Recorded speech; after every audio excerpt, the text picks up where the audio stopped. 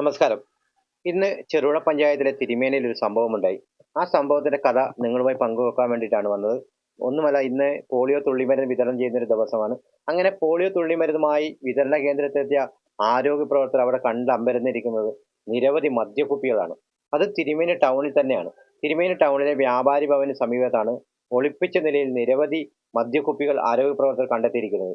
ഇന്ന് രാവിലെയാണ് ചെറുപുഴ പഞ്ചായത്തിന്റെ വാഹനത്തിൽ ഈ ആരോഗ്യ പ്രവർത്തകരായ ജോബിൻ, മുഹമ്മദ് ഷെരീഫ്, തിരുമേനി സ്വദേശി പ്രസൂൺ എന്നിവരൊക്കെ സംഘം അവിടെ എത്തിയപ്പോഴാണ് ഇത്തരത്തിൽ മദ്യക്കുപ്പികൾ ഈ മേഖലയിലൊക്കെ ഒളിപ്പിച്ച നിലയിൽ കണ്ടെത്തിയിരിക്കുന്നത്.